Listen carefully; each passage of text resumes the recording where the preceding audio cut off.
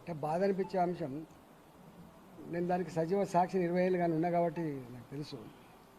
ఇది ప్రారంభించినాడు, దీని పేరు అప్పుడు అంబేద్కర్ సుజలా స్రవంతి పేరు మీద చెప్పినాడు. దీని ప్రతిపాదన బడ్జెట్ 16,400 కోట్లు, 16,400 కోట్లు.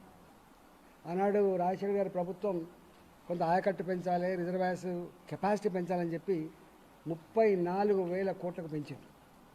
ఆ 34,000 కోట్లకు పెంచినప్పుడు మేము అంతా నిలబెట్టాం. తర్వాత ఈ ప్రభుత్వం వచ్చింది, కేసీఆర్ ప్రభుత్వం వచ్చిన తర్వాత దాన్ని రీడిజైన్ అని చెప్పి మార్చుకొని 80,000 కోట్లకు పెంచింది. ఇవాళ ఇప్పటికే అక్కడ ఖర్చు పెట్టబడ్డ డబ్బు 1,05,000 కోట్లు. ఇంకా 45,000 కోట్ల రూపాయలు ఖర్చు పెడితే తప్ప అది కంప్లీట్ కాదని చెప్పున్నది. అంటే ఎక్కడి 16,400, ఎక్కడి 80,000 డిపిఆర్, ఎక్కడి 1,50,000 కోట్లు, ఇది ప్రజలు అర్థం చేసుకోవాలి. ఇవి నేను ఒక మాట ఈ సందర్భంగా చెప్పాలి, ప్రజలకు అర్థం కావాలి. ఇవి వాళ్ళ తాత జాగిరి కాదు.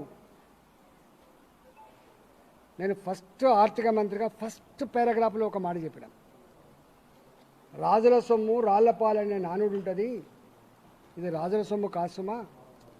మా తెలంగాణ ప్రజలు వాళ్ళ రక్త మాంసాల మీద, చెమట బిందువుల మీద కట్టబడ్డ ప్రతి పైసా, దీనికి తెలంగాణ ప్రజల ఆకలిని, ఆర్తిని తీర్చే బాధ్యత ఉందని చెప్పిన.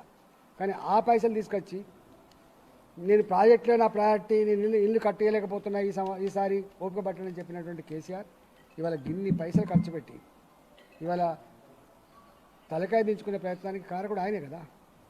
ఆయన దానికి సమాధానం చెప్పాలి. ఎంత పెద్ద ఉద్యమకాడైనా, ఎంత పెద్ద ముఖ్యమంత్రి అయినా, ఎంత పెద్ద తెలియకాడైనా దానికి సమాధానం వాళ్ళు చెప్పాలి. ఇవాళ ఏం ముఖం పెట్టుకొని చెప్తావు కాళేశ్వరం మహాద్భుతం అని చెప్పి?